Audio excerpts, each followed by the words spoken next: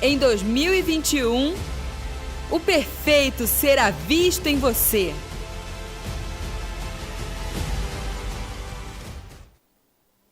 Bom dia,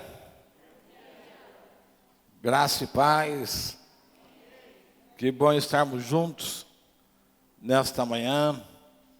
Aqui o Tito e a Renata, cunhada e irmão do evangelista Alain. Quem mais nos visita nesta manhã, pela primeira vez, está vindo a esta casa? Sejam bem-vindos em nome de Jesus. Quero saudar os irmãos da TV Rica, que têm nos acompanhado, que nos acompanham, dos mais diversos lugares. Cumprimentar os irmãos que estão passeando, viajando, desfrutando desse tempo, desses feriados. A Jéssica e o Henrique, a Ana Paula, o Tiago e o Batuba, Zé e Vitória, e tanta gente espalhado por aí. A pastora Luciana Arques está no Paraná, e assim vai.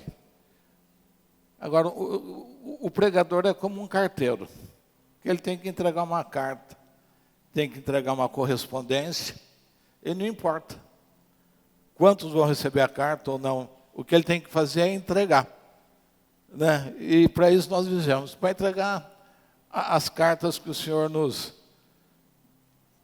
passa, e a gente é responsável por fazer a entrega.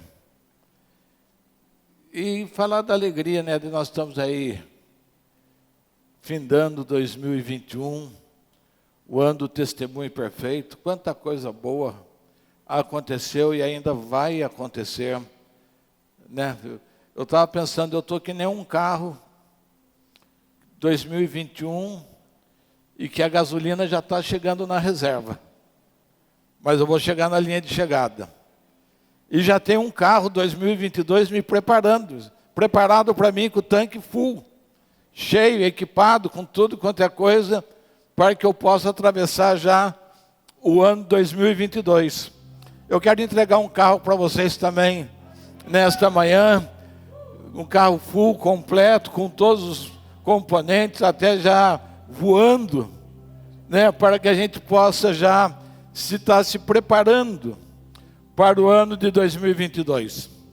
Né, o Senhor já liberou para nós a sua palavra profética, aquilo que Ele quer fazer no nosso meio, aquilo que Ele quer construir no nosso meio, que é ser sobrenatural. Diga comigo, ser sobrenatural. E que coisa louca vai ser isso, né? Ser sobrenatural é andar acima do seu limite. Os grandes pilotos, né, de Fórmula 1, eles estão grandes porque eles conseguem fazer algo a mais do que outros fazem. Os recordistas, né, os atletas, os que são os top, eles fazem algo a mais que os outros não conseguem. Então Deus está te desafiando para esta próxima temporada a fazer algo além do que você consegue. Você fazer algo que ninguém pode fazer, mas porque o Senhor habita em você, você vai poder realizar e vai poder desfrutar disso, que é uma estação que o Senhor está preparando. Né? Se você falar, você já tem algo para 2023, eu já tenho. Então eu vou entendendo os passos, eu vou entendendo os degraus, eu vou entendendo a movimentação do Senhor para a igreja. Né? Nós não vivemos amarrados no passado, nem queremos estar estacionados no presente. Como igreja profética, nós temos que ter uma visão daquilo que o Senhor tem para a próxima geração, para as próximas décadas, aquilo que o Senhor tem para a sua igreja, e nós somos participantes disso. E a igreja é um lugar interessante, acho que todo lugar é isso, onde as pessoas gostam dos benefícios, mas não querem os compromissos, né? A gente quer os benefícios, a gente quer tudo aquilo que Deus quer nos dar, é tudo aquilo que nós temos direito como filho.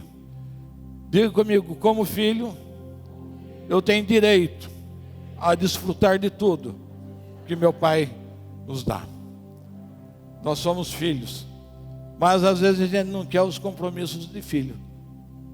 Às vezes a gente não quer ajudar ao Pai a implantar o seu reino, a gastar a sua vida, né? Mas isso a gente vai avançando e vamos conquistando.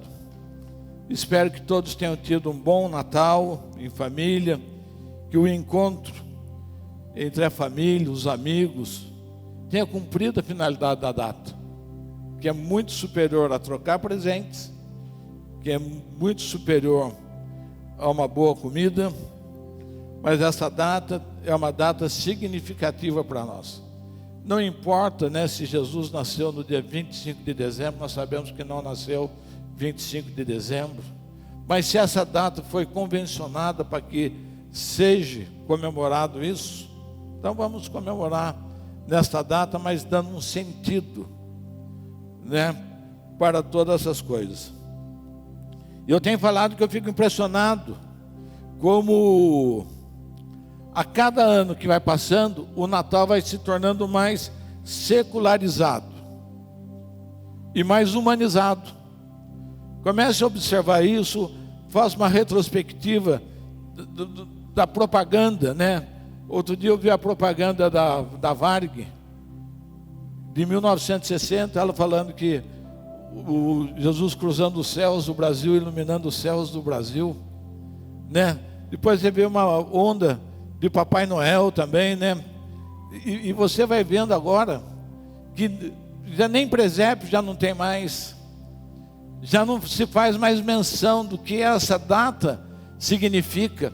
E isso não é algo que é um decreto, isso é algo lento e gradual, que a cada ano você vai observando que vai se tornando mais secularizado e humanizado, aonde as pessoas procuram fazer as suas mensagens mais humanista possível, né? Hoje o mundo vive um humanismo, querendo validar todas as coisas.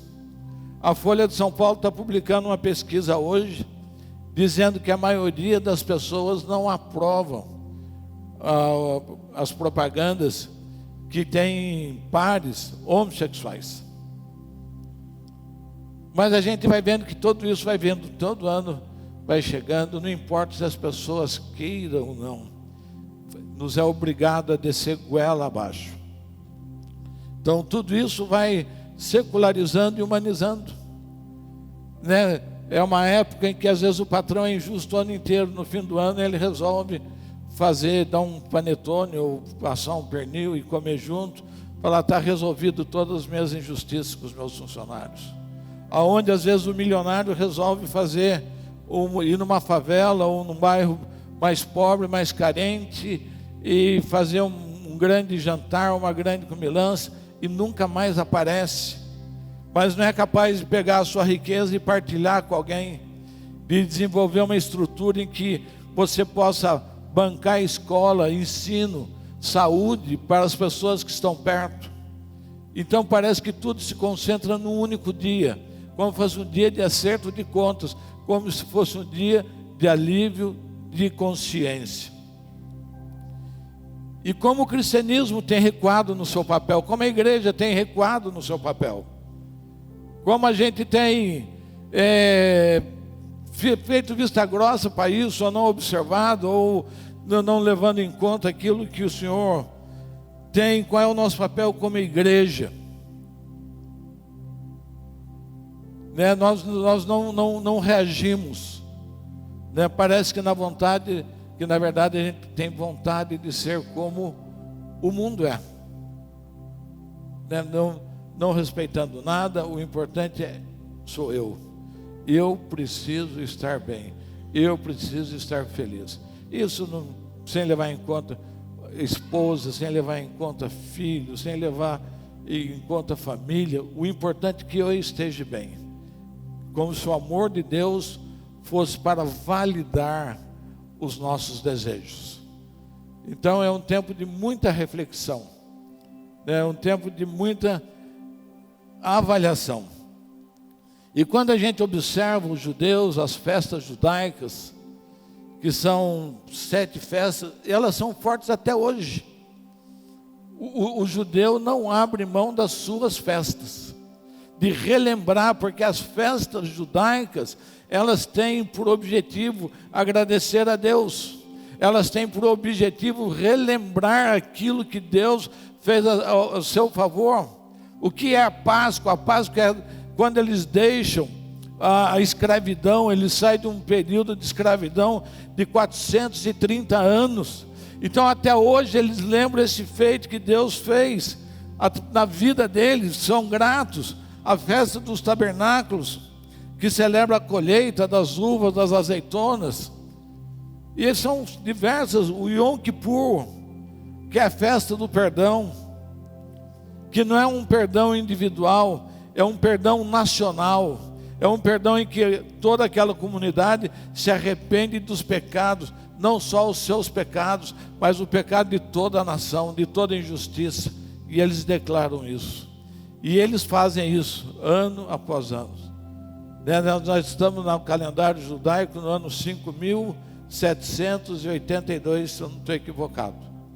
Então há 5.782 anos eles estão fazendo as festas, mantendo o mesmo princípio, mantendo o mesmo valor, cumprindo o mesmo ritual. Então a gente precisa valorizar um pouco mais a nossa fé, entender mais aquilo que o Senhor tem nos dado. É um total de 7 festas, se mantém até hoje. Mas não é sobre isso que eu quero falar, não. Isso é só uma reflexão de desabafo, né? Do soar de um shofar para despertar a igreja, entender qual é o nosso papel, né? O que significa.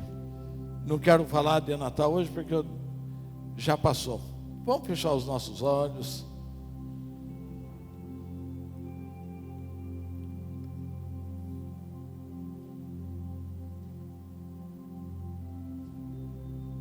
Peço para que o Espírito Santo de Deus esteja falando ao seu coração nesta manhã. Peço para que o Espírito Santo de Deus esteja me abençoando nesta manhã, para que as palavras que eu possa liberar sejam palavras de paz, de alegria, de ânimo, de vitória. Que sejam palavras, Pai amado, eu te peço em nome de Jesus. Pai, é tão gostoso quando estamos preparando a palavra e parece que é um diálogo em que nós falamos, o Senhor responde, o Senhor se revela. E o meu maior desejo, Pai, é ser fiel àquilo que o Senhor traz, ser fiel na manifestação do Teu amor.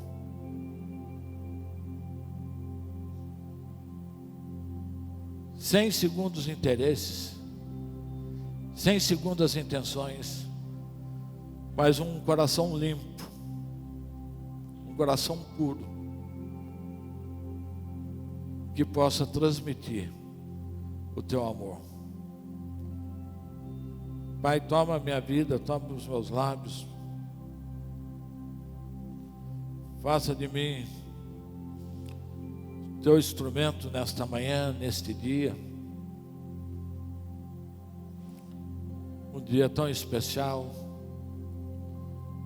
que nós podemos nos encontrar e celebrar, como corpo, como família, ano após ano. Obrigado, Pai. Eu te agradeço em nome de Jesus. Amém. O texto que eu quero partilhar se encontra no livro do profeta Isaías, no capítulo 9, os versos 6 e 7, que eu entendo que é um extrato da Bíblia, um extrato daquilo que é Jesus. 2 versículos que ele fala o seu propósito, o seu objetivo, aquilo que ele quer produzir com o nascimento do menino, com o desenvolvimento do filho, com a sua ressurreição, do seu governo, do seu poder, do seu reino. E o texto diz assim: afinal, um menino nos nasceu, um filho nos foi concedido, e o governo está sobre os seus ombros. Ele será chamado Conselheiro, Maravilhoso, Deus Todo-Poderoso, Pai Eterno e Príncipe da Paz. Ele será descendente de Davi. O seu poder como rei se multiplicará sobremaneira, e haverá plena paz em todo o seu reino. As bases do governo serão a verdade e a justiça, desde agora e para sempre. O zelo, o Yahvé, o Senhor dos exércitos, olha que promessa linda, fará com que tudo isto se realize. Dê uma salva de palmas para essa palavra. É uma palavra de bênção, uma palavra gostosa de ouvir, que a gente pode ver a mão desse Deus forte, desse Deus intencional, né? Ele é um Deus intencional, ele não fica ao sabor do vento, ele tem um projeto, ele tem um propósito eterno, que é imutável, e isso é muito legal. E quando ele fala da descendência do Senhor, da descendência de Davi, lá no segundo livro do profeta Samuel, no capítulo 7, nos versos 13 e 16, o Senhor diz de uma aliança tríplice com Davi.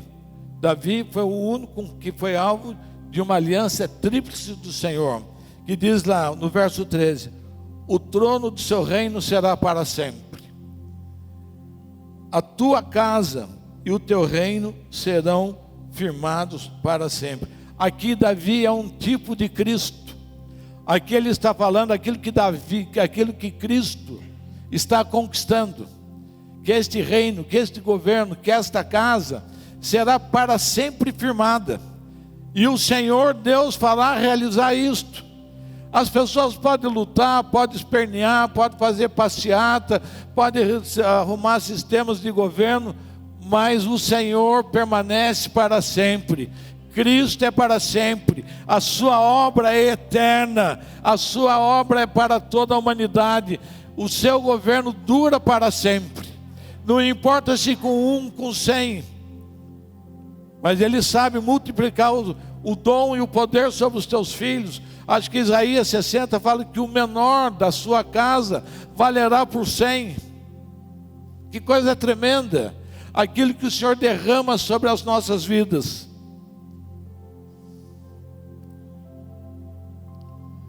E ontem eu enviei um vídeo para a igreja, que estão listados aqui na igreja, os ministros, falando dessa porção bíblica, que é preciso a gente primeiro entender essa porção. Depois é necessário que a gente receba em nosso espírito. E em terceiro, que a gente possa desfrutar. Se a gente pegar as palavras do Senhor e desfrutar e transformá-las em vida, a nossa vida será mudada. A nossa vida ganha um outro destino, quando a gente consegue fazer essas três coisas, que é entender, receber e desfrutar. São tantas verdades e riquezas que dão uma direção para toda a nossa vida. São verdades eternas. Quando a gente vê essas coisas, o profeta Isaías, 600 e tantos anos antes de acontecer, nos avisou. Ele viu algo tremendo que viria a acontecer. Ele visualizou algo sobrenatural. algo sobrenatural que aconteceria, que era uma virgem dar à luz. Quero dizer que o menino, que o filho já estava a caminho. Outro dia minha neta me entregou um envelope com uma primícia. Ela falou: vô, essa primícia aqui é para os meus filhos. Coisa tremenda. Ela já viu os filhos dela com 15 anos. Ela já está tendo uma visão distante, ela já está tendo uma visão profética, ela já está dando para a vida dela uma dimensão profética. Como é gostoso quando nós podemos viver nessa dimensão profética. Como é gostoso quando você tem uma visão, um horizonte expandido daquilo que o Senhor está construindo antes do que aquilo se aconteça. Outras meninas aqui na casa têm um pensamento, que elas falam assim: eu já sou fiel ao meu marido, que ela não sabe quem é, mas ela sabe que Deus vai dar a ela um marido, e desde já ela se guarda para este marido. Ela não passa de mão em mão, ela não fica experimentando os sentimentos, ela sabe, ela já é fiel àquilo que o Senhor tem preparado para a vida dela. Dê uma salva de palmas para isso. Esse povo é tremendo. É tremendo quando nós conseguimos entrar nessa dimensão daquilo que o Senhor quer fazer. Lucas, capítulo 1, versos 30 e 31. Fala do menino. Fala do menino que ia nascer. Porque ali tem 3 figuras. O menino é uma coisa e o filho é outra. O papel de um é uma coisa, o papel do filho é outro. Disse o anjo a Maria: não temas, achaste graça diante de Deus. Conceberás e darás à luz a um filho, e pôr-lhe o nome de Jesus. Isso era algo que toda jovem judia esperava. Porque você veja lá que desde o profeta Isaías vem sendo anunciado que esse Salvador viria, que ele viria de uma virgem, que ele seria uma realidade. Então as jovenzinhas judias, elas esperavam por isso. Elas se guardavam, elas tinham uma vida interiorizada, elas falavam: eu quero ser a escolhida do meu Senhor. Como é gostoso quando nós somos escolhidos do Senhor. E você pode levantar sua mão nesta manhã e dizer: eu sou um escolhido do Senhor. Pode dizer forte: eu sou um escolhido do Senhor.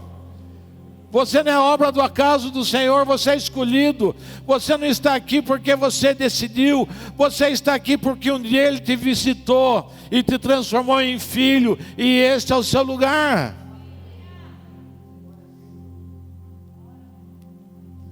Toda jovem queria ser mãe daquele que viria para libertar uma nação que era maior do que isso, libertar toda a humanidade do pecado e da injustiça. Viria para mudar a história. A partir dele, a história seria uma antes dele e outra depois dele.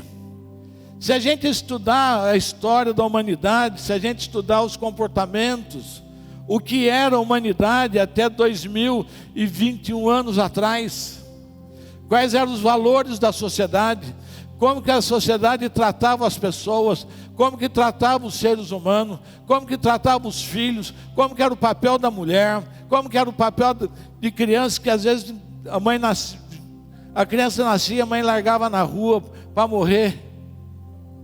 Como era bárbaro tudo, como tudo se resolvia com violência, como era injusto. Até que Jesus veio, até hoje, 2020 anos depois, nós desfrutamos disso todos os dias da nossa vida. Tudo aquilo que a gente busca está calcado nisso. no Emanuel, o Deus conosco. Ele muda a história.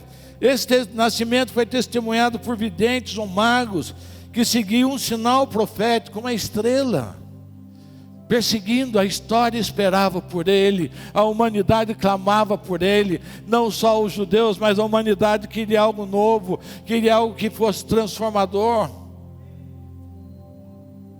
É tremendo isso, enche a nossa vida. Daí diz: um filho nos foi concedido. Um filho. Quem é o filho? É o Cristo. O Pai nos dá o seu filho.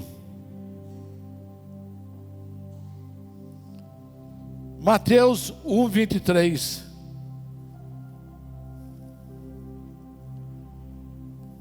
A virgem conceberá e dará à luz a um filho, e chamarão pelo nome de Emanuel, que quer dizer Deus conosco. Nós podemos dizer todo dia, Emanuel. Todo dia nós podemos acordar e a primeira palavra que a gente falar, Emanuel, Deus conosco. Nunca estamos sozinhos. Nós temos um Deus que é Pai, que nos ama como Pai e nos abençoa como Pai. Um membro da Trindade, o Filho, membro da Trindade Santa, vem habitar entre nós com o propósito de cuidar das coisas do Pai. Porque o Pai tentou antes 11 alianças diferentes com os homens, mas em todos os homens falharam. Todos. Noé falhou, Abraão falhou, Moisés falhou, Davi falhou, e todos falharam, até que o Pai falou: tem que ir um de nós. Quem pode fazer isto? Daí o filho fala: Pai, eu quero ir lá cuidar dos teus negócios. Eu quero ir lá cuidar das tuas coisas. Eu quero ir lá libertar.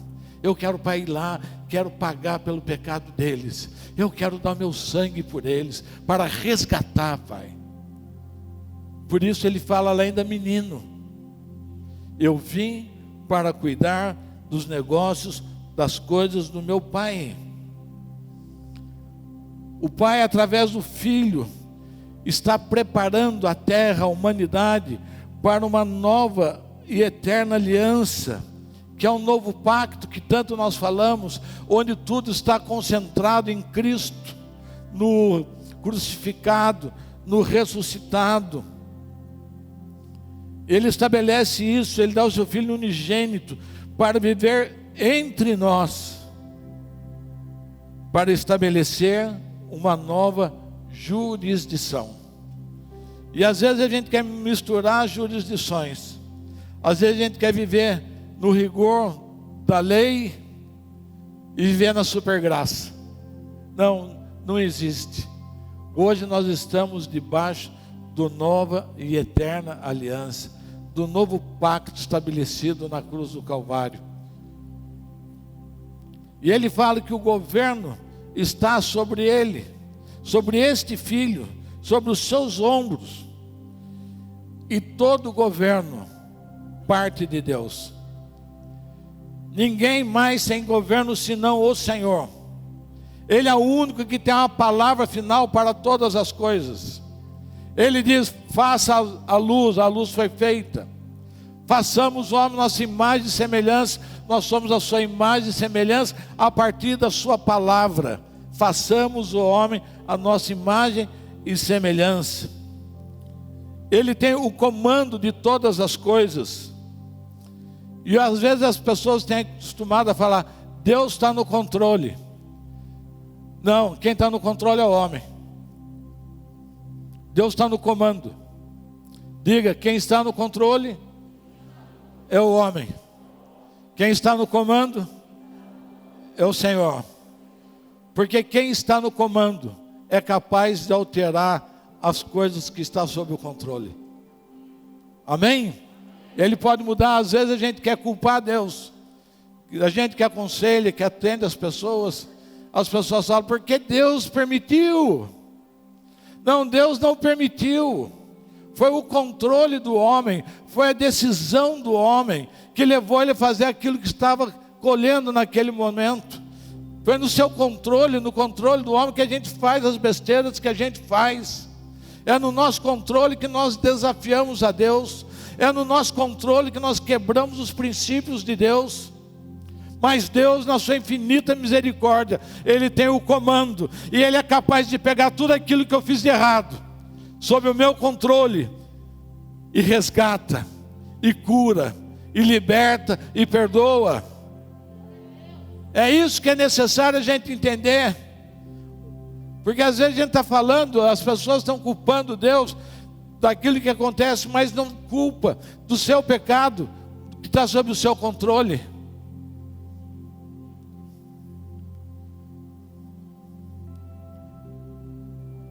O homem tem o controle, faz as leis, decide sobre a vida pessoal. Tudo que Deus fez é bom. Deus é um Deus de bondade. Deus não perdeu tempo de falar, eu vou construir algo mal. Ele fala, não se paga o mal com o mal, se paga o mal com o bem. Ele disse, a nossa justiça não é exceder em muita dos escribas e fariseus. O homem tem um controle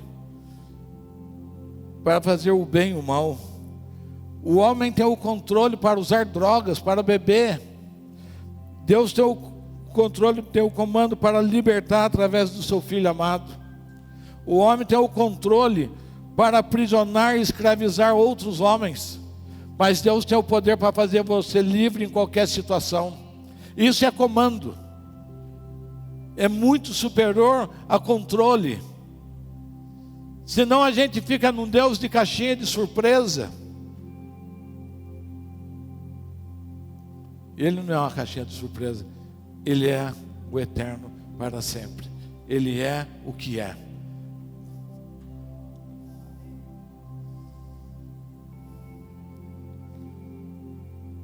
Para Deus somos todos reis e sacerdotes. Tudo isso o Filho conquistou através do Cristo ressuscitado.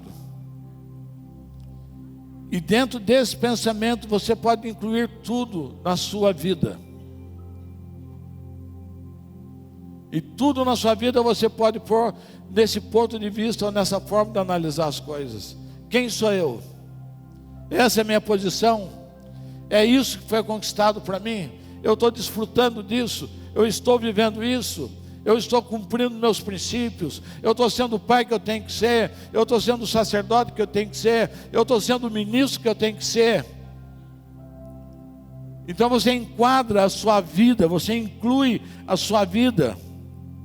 Porque Ele enviou Jesus para que nós tenhamos vida e vida abundante. Nós temos direito legal de vida abundante. Agora, vida abundante é muito mais do que um carro ou uma casa. Vida abundante é muito mais do que um casamento. Vida abundante é muito mais do que qualquer outra coisa que você queira falar. Vida abundante é vida plena, onde você goza de paz, de alegria, de justiça, de misericórdia o tempo todo. Vida abundante é uma vida que não é afetada pelas circunstâncias. Isso é uma vida abundante. Em abundância, dada por Ele e não roubada. Tem gente que tem uma vida abundante, fruto de roubo, porque rouba a outra pessoa. A minha vida é abundante, porque eu roubo a outra pessoa. Eu tomo a vida de outra pessoa para que a minha vida seja abundante. O casamento, por exemplo, é uma situação dessa. Casa duas pessoas para serem abundantes os dois. Mas aí o que a cultura fez do casamento? Escravizou a mulher, prendeu a mulher, não ativa a mulher. E muitas vezes a mulher também é a mesma coisa. Então a gente precisa entender o que é essa vida abundante. Daí Deus traz o seu sistema de governo. Qual é o sistema de governo de Deus? É a paternidade. Deus governa tudo a partir da sua paternidade. A partir da sua paternidade. Esse sistema de governo da paternidade não tem paralelo, não tem igual, é único. Ele criou, Ele é o governo. E Ele governa todas as coisas como um pai. Ele governa todas as coisas, abençoando a vida dos seus filhos e enviando os seus filhos. É assim que Ele governa a terra. Até hoje a terra é governada pelo Filho, por Cristo Jesus, que diz lá: ninguém vai ao Pai a não ser pelo Filho. Tudo que nós pedimos em nome, em concordância em nome do Filho, Ele vai nos dar. Isso é governo.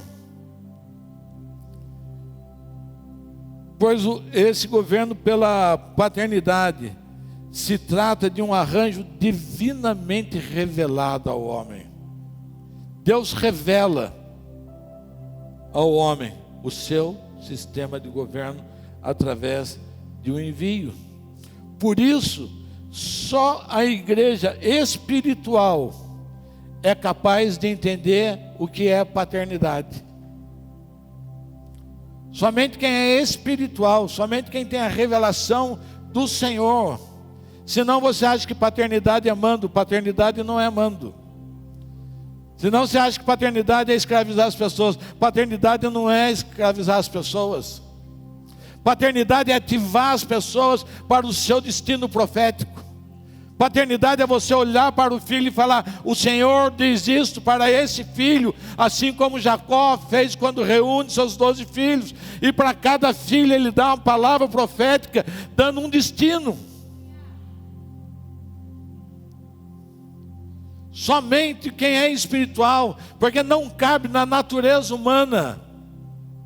Porque a natureza humana, a natureza adâmica, o importante é eu dominar, é eu governar, é eu mandar, é eu manipular, é eu ser Jezabel que manipula as coisas, que trama as coisas.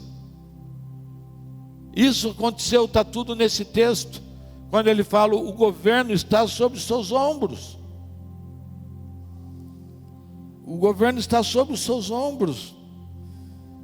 Entenda isso, receba isso. As pessoas acham que o ministro está aqui para fazer culto. Que o ministro existe só para fazer culto. Fazer culto qualquer um pode fazer.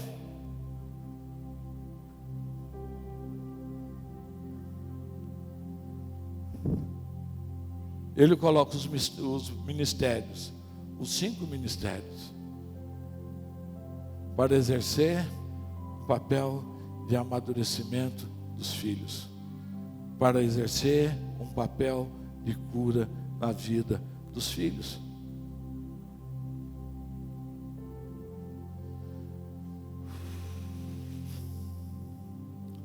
Isaías 42:8, ele diz: eu sou o Senhor, este é meu nome, a minha glória a outro não darei, nem o meu louvor à imagem de escultura.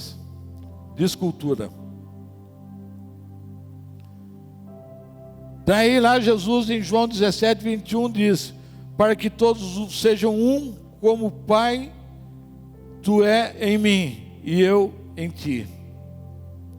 Pai, que eles sejam também um em nós. Então nós somos chamados para ser um. Nós somos enxertados na videira e nós somos um em Cristo Jesus. Nós não somos apartados dele. Nós estamos na verdade, na videira verdadeira, né? Para que o mundo creia que tu me enviaste. As suas atitudes faz com que as pessoas creiam que você foi enviado por Deus. Diga amém. São as suas atitudes. Ontem nós apresentamos aqui uma criança, a Lara, filha da Paola, que mora na Inglaterra, que discipulou a Ju Prado, quando a Ju Prado tinha 15 anos. Depois não se viram mais. Agora, uma questão de um ano e pouco atrás, menos, se viram. Se reencontraram. E ela queria engravidar. E não conseguia. Daí a Ju trouxe essa questão para a igreja. Nós intercedemos. E ontem ela veio aqui para apresentar essa criança, daquela que não podia dar à luz. Daí a dúvida que Deus esteve envolvido nisso. Isso não é apenas nesse tipo de milagre. Isso é a sua sabedoria no ambiente onde você está. Eu me lembro do Tito, que um dia Deus me deu uma palavra para ele, o que ele seria na companhia onde ele está. E ele tem avançado, está aqui ele para ser testemunha disso. Ele tem avançado dia após dia, através do que? Da sabedoria. Quando você tem sabedoria diante dos problemas, foi o que fez com que José, com que o faraó acreditasse em José. Foi a sabedoria de José em revelar um sonho. Daí o faraó fala, só Deus poderia fazer isto. Então quando ele fala para que nós sejamos um com o Pai, é para que o mundo creia que nós somos enviados por Ele, que nós falamos em nome dEle, que nós somos filhos dEle.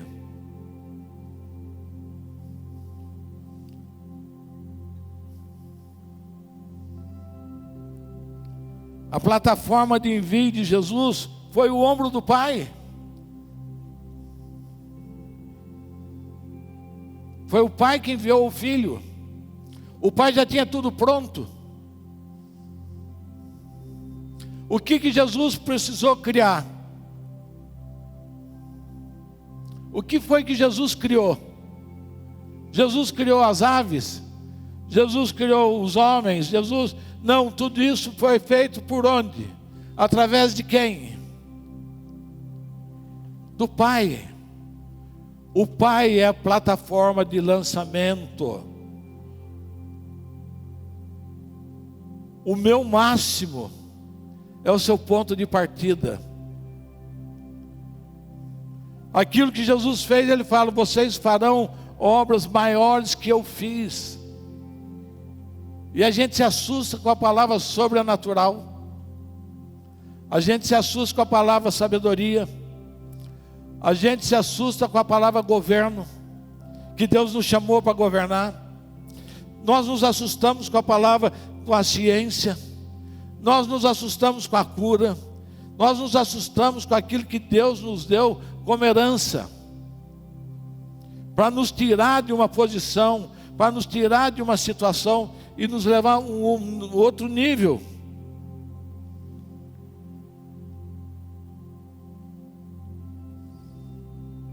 O Pai prepara o Filho por 30 anos. Jesus foi preparado por 30 anos até que Ele começasse a sua jornada. O Filho sabia que tinha algo de especial. E Ele vai passando os dias. 1 ano, 2, 8, 12, 15, 18, 20, 25, 30, até que esse dia o Pai fala, eis aí o meu filho, em quem eu comprazo, em quem eu tenho prazer. Esse filho agora está pronto para entrar em ação. Esse filho agora ele está pronto para começar a trazer as realidades do céu para a terra. Ele está pronto agora para trazer o reino de Deus para a terra. 30 anos aprendendo, estudando, obedecendo, trabalhando. Não é de uma noite para o dia como nós queremos fazer. Quantas vezes a gente tem um mês de igreja, 60 dias, um ano de igreja, já acha que já sabe tudo. Não, eu estou aprendendo até hoje, com 26 anos de ministério, ainda me surpreendo com as coisas que o Senhor revela. Com 26 anos de ministério. Ainda fico bobo com o meu Senhor, quando você vai ouvindo e Ele se revelando e trazendo mais e mais. Ele prepara. Esperou 30 anos para que o filho estivesse pronto. Eu não tenho alternativa a não ser ter paciência à frente do ministério com cada filho e levar cada um à sua maturidade. É lógico que isso é para os que querem, isso não é na marra, né? Jesus teve o desejo de querer, porque Ele era homem, a natureza humana existia nele, não existia o pecado, mas a natureza humana, a carne dele, Jesus tinha hormônios. Ele era homem, senão não teria virtude, senão não teria vantagem nenhuma fazer o que Ele fez, se Ele não passasse pelos nossos desafios. Lá em João 20 Ele fala: vós estivestes comigo nas minhas tentações. Então a gente é preparado. E a nossa plataforma de lançamento de governo é a partir dos ombros de Jesus. Nós começamos a partir daí, porque Ele já nos prepara. Mateus 27, 18 diz lá: é-me dado todo o poder no céu e da terra. Daí lá no verso 19 Ele diz: portanto, ide, envio, e fazei discípulos, fazei nações, conquiste nações. Nós somos enviados por Ele, e Ele estará conosco todos os dias. Por isso que o meu ombro é a plataforma de lançamento, e o seu ombro vai ser a plataforma de lançamento amanhã. Hoje eu lanço o meu neto, hoje eu lanço o Felipe, hoje eu lanço a Deise, e vai indo. Amanhã são eles que estão lançando a outros, porque isso não para, isso não se esgota. Esse é um sistema de governo que Deus estabeleceu.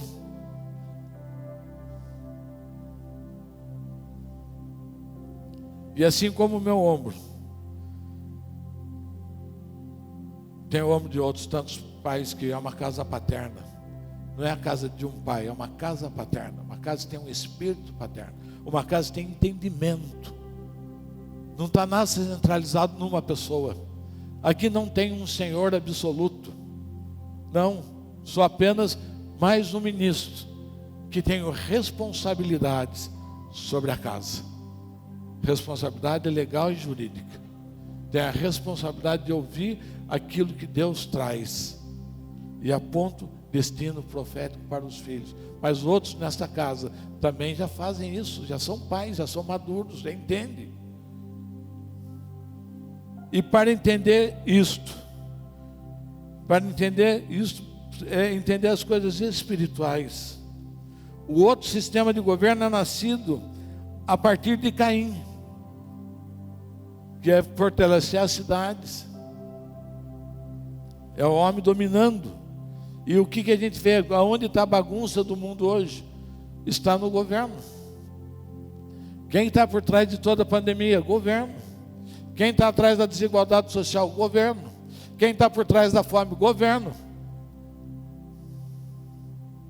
Outro dia eu vi um cara fazendo um trabalho, ele falou: a terra, as pessoas falam, a terra está muito cheia. Não, a terra está mal distribuída. A terra hoje tem espaço ainda, se a gente espalhasse a terra. Como você concebe uma cidade que nem São Paulo, ter 20 milhões de habitantes? E daí você pega uma cidade em Cunha, aqui do lado, que é Cunha, é o maior município do estado de São Paulo. Quantas cidades vazias? Quantas cidades com 3 mil habitantes, 4 mil habitantes? Porque a densidade demográfica, porque ninguém quer se esforçar para construir nada, ninguém quer. Não, eu quero ir onde está a riqueza. Eu não quero ser construtor de riqueza, eu quero ir onde a riqueza já está pronta.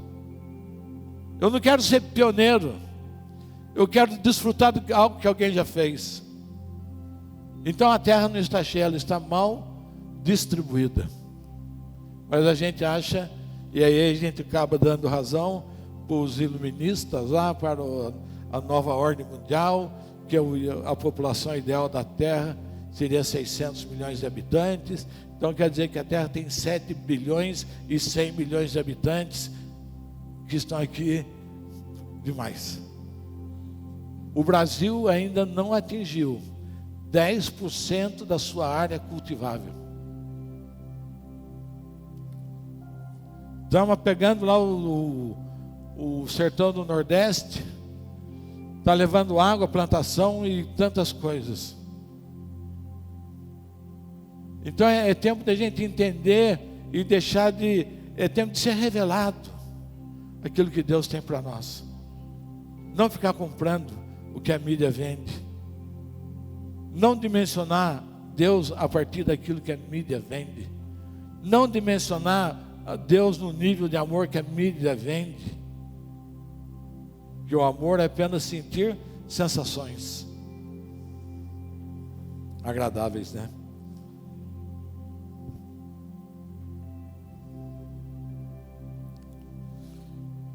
E olha os atributos. Conselheiro maravilhoso, o Espírito Santo. Que gostoso que é ser conselheiro, né? Jesus veio, faz isso, derrama sobre nós. Cada um que falamos dele somos conselheiros. Trazemos a sua palavra, trazemos a sua sabedoria. Deus Todo-Poderoso, Pai Eterno, Príncipe da Paz. O seu poder como rei se multiplicará sobremaneira, e haverá plena paz. É o reino de Deus, justiça, gozo e paz em todo o seu reino, que é manifestado pela a igreja. Nós vivemos em paz. Nós fomos feitos para viver em paz. Nós vivemos em guerra, mas nós estamos fora do propósito. Nós falamos mal um do outro. Nós não partilhamos com o outro. Nós temos o coração endurecido para o perdão. Nós deixamos Jezabel atuar no nosso meio. Mas isto não é a realidade daquilo que é para ser. A igreja é para viver em paz. A igreja não é um lugar de disputa, aonde você quer me ver errando, aonde você acha que eu estou errado. Não, eu apenas falo dos princípios que Deus dá. Mas Ele trouxe o reino, seu poder como multiplica de maneira, haverá plena paz em todo o seu reino, que é manifestado pela igreja. Vivemos assim. A base do seu governo será a verdade, que é Cristo, e a justiça, que é o reino de Deus, e é para sempre. A gente quer pôr fim, a gente quer decretar o fim. Não tem fim. Não tem fim. Se você quer pôr fim, coloque o seu final. Eu não vou colocar fim. Eu, a hora que largar esse corpo aqui, eu já vou para a eternidade. Não vou nem precisar tomar Red Bull para ter asa. Daí eu vou fazer um comercial. Eu tenho asas e não tomo Red Bull. Porque esse envelope volta para o pó. Mas o que eu carrego dentro tem a dimensão da eternidade. E aonde eu vou estar? Aonde eu vou estar? Não temos que sofrer com isso. São esses os valores do reino de Deus, agora e para sempre. O Senhor tem o comando e fará zelar estes valores. E Ele fará que isto tudo se realize. Não sou eu que faço, é Ele quem faz. Eu apenas sou um instrumento. Eu sou uma ferramenta dEle, na mão dEle, para que Ele realize isto. Eu posso escolher quem servir. Eu posso escolher servir a Deus, ou posso escolher servir a Satanás. A escolha é minha. Eu escolhi na minha vida servir a Ele. Tem gente que escolheu servir a Satanás. O que eu posso fazer? Isso não é futuro. Isso não é futuro. Isso é hoje. Isso já está conquistado. Isso foi conquistado no dia. O dia agradável do Senhor. Foi conquistado quando Ele foi no madeiro, crucificado, verteu o seu sangue. E Ele resgata a humanidade. E Ele perdoa. Ele derrama a sua graça através do seu sangue. Ele nos perdoa de todos os nossos pecados. E ninguém pode roubar isso. E isso não tem como comprar. A sua graça é gratuita. O seu amor é gratuito. O dinheiro que eu trago, a oferta que eu trago, a primícia que eu trago é como gratidão. Daí Ele pega o meu ato de gratidão e multiplica e me dá mais semente, e eu trago mais fruto. Ele me dá semente e eu trago fruto. Ele me dá semente e eu trago fruto. E Ele não esgota. O nosso Deus não se esgota. Ele é o Deus que faz impossível. Aquilo que é impossível aos homens, para Ele é possível. Então esse fim de ano é tempo da gente olhar a nossa vida. Eu quero passar com a igreja esta semana. Quero pregar hoje. Quero pregar terça-feira no culto profético, trazendo uma palavra profética. Quero pregar na quinta-feira no Criados para Vencer. Quero pregar no culto da virada.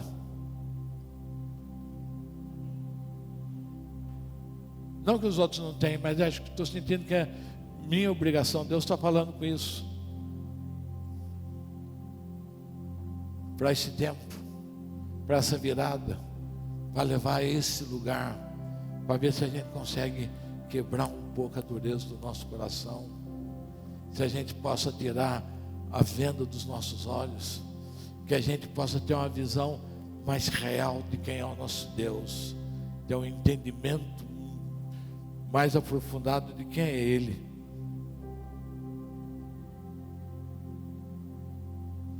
Venha fazer parte deste reino desde já. Ele já governa e você governa com Ele. Amém? Eu pedi para separar um filme, queria que vocês assistissem um videozinho, é breve, de uma experiência de um jornalista. Depois nós oramos. Pode apagar a luz. Agora tem telão, né? Ficou chique. O mundo não precisa de mais pessoas incríveis, porque a verdade é que pessoas incríveis não têm capacidade de mudar o mundo. Eu explico. Tem uma história que diz que 2 dos homens mais brilhantes do mundo foram selecionados por uma revista.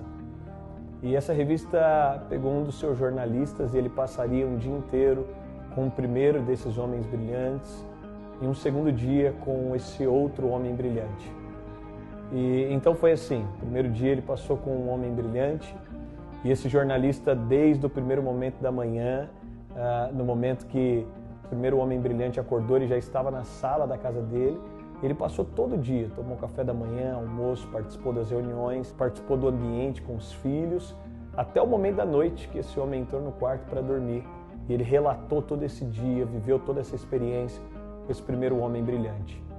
O segundo dia, então, a mesma coisa com esse segundo homem brilhante, com o segundo homem incrível. E ele passou o dia com esse homem incrível, desde o primeiro momento até o último momento do dia. No terceiro dia, então, ele foi para a redação e a pergunta foi: e aí, como é que foi?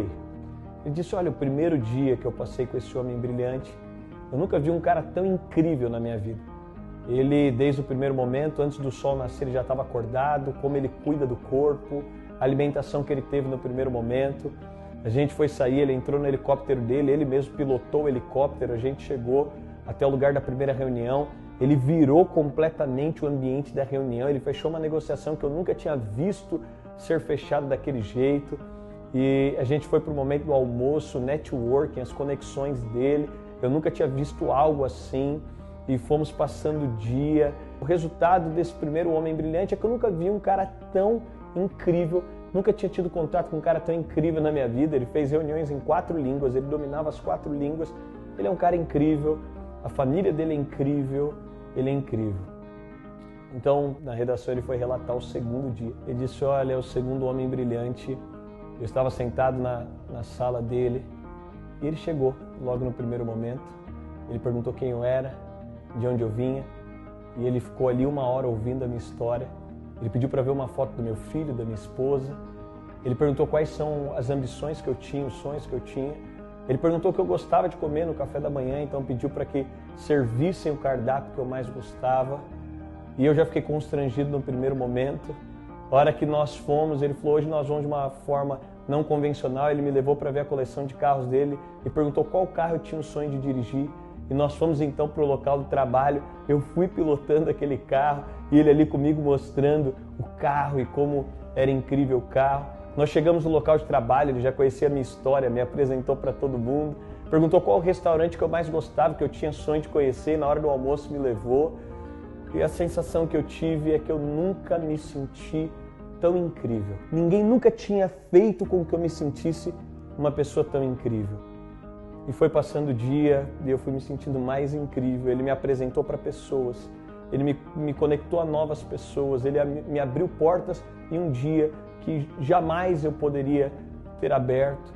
E quando chegou no final do dia, esse segundo homem, eu diria, ninguém nunca me fez sentir tão incrível quanto esse homem. O primeiro é o homem mais incrível que eu conheci. O segundo é o homem que fez com que eu me sentisse a pessoa mais incrível em toda a história da minha vida. A Bíblia vai falar sobre um Cristo que veio ao mundo não para provar o quanto é incrível, mas para demonstrar o quanto as pessoas podiam. Foi o primeiro rei que serviu.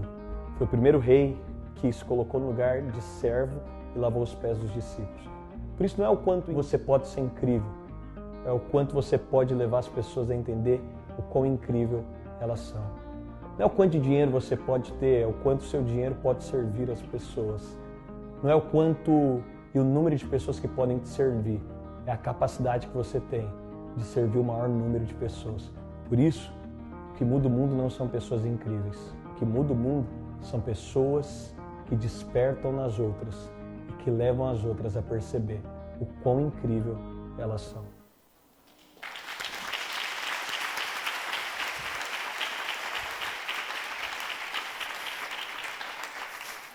Não precisaria nem ter pregado, né? Você ter colocado ele já teria resolvido a nossa manhã. Né? Mas esse é o nosso papel, esse é o papel da igreja. Né? Ativar cada vida. Olhar para cada vida e ver nela um traço do Senhor. E investir na vida dela. E ser incansável pela vida das pessoas. Paulo fala, me gastarei e me deixarei gastar mais ainda por amor de vós. Né? Que a gente possa, nesse dia, a véspera desse ano que nos espera, e que nós possamos ser sobrenatural, no sentido de fazer as pessoas, levar elas à realidade, porque tudo isso que eu falei, já está dentro dos vasos de barro, que carregam a excelência do nosso Senhor. Vamos ficar em pé. Em 2021, o perfeito será visto em você.